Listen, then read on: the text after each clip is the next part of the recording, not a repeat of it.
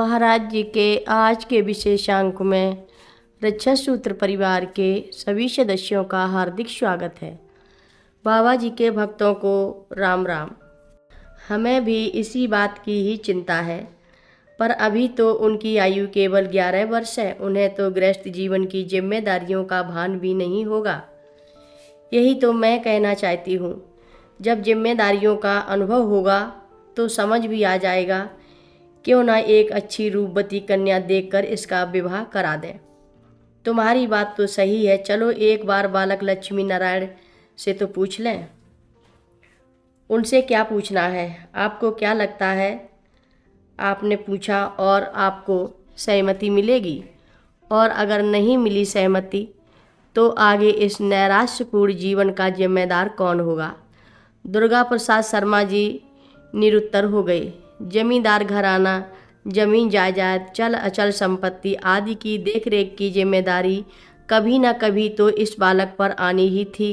क्या साधु सन्यासी बनकर ये सभी निभा पाएगा?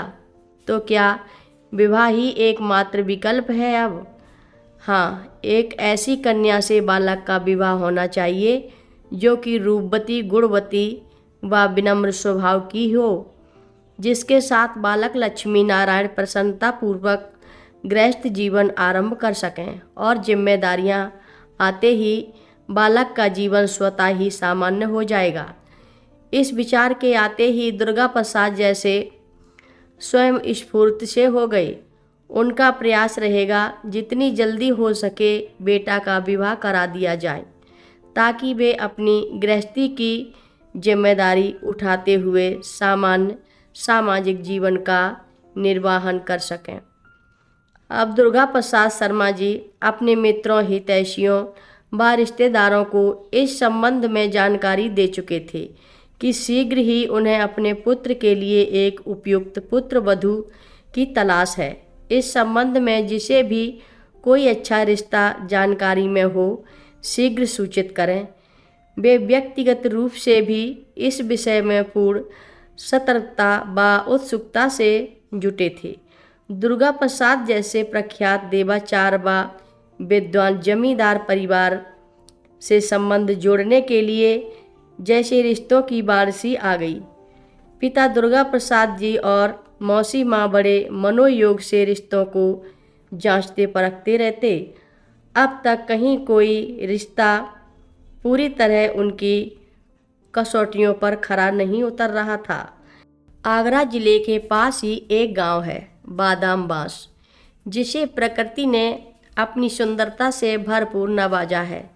दूर दूर तक फैले हुए खेतों में हरियाली, बाग बगीचे, वृक्षलताओं की आकर्षक छटाएं से भरपूर यह ग्राम स्वयं में अति मनोरम है। सुंदर मिट्टी के कच्चे पक्के घरों को जोड़ते स्वच्छ मार्ग, संस्कृति और आध्यात्मिक रूप से भी यहाँ का विशेष महत्व है।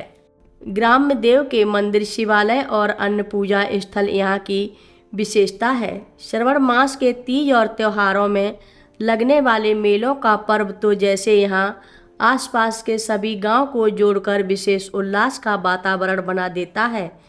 इसी गांव में है एक सुसंस्कृत ब्राह्मण परिवार, जिसके मुखिया हैं श्री रेवती राम जी। रेवती राम जी की विद्वता की गांव में बड़ी इज्जत है। यूँ तो गांव की जमींदारी ठाकुरों के आधिपत्य में थी, फिर भी प्रायः विशेष मामलों में सलाह के लिए रेवती राम जी से ही मशवरा लिया जाता था। उनकी सलाह में दूरदर्शिता व जिम्मेदारी का ऐसा सामंजस्य होता था कि जमींदार परिवार उनके फैसलों को आदर सहित स्वीकार किया करते थे। सामाजिक रहन सहन के स्तर पर परिवार साधारण था, किंतु गांव में उनकी विद्वता के कारण उनका विशेष आदर व सम्मान था। कथा लंबी है, आगे की कथा सभी भक्तों को अगले भाग में सुनाएंगे। हर रोज़ महाराज जी की कथाएं सुनने के लिए सभी भक्तों का धन्यवाद। सभी भक्त रक्षा सूत्र चैनल को सब्सक्राइब करें, शेयर करें, लाइक करें, घंटी बजाना ना भूलें। कमेंट बॉक्स में लिख भेजें, जय नीव करोड़ी बाबा जी महाराज। सभी भक्त मिलकर बोलो नीव करोरी बाबा जी महाराज की जय जय बोलो।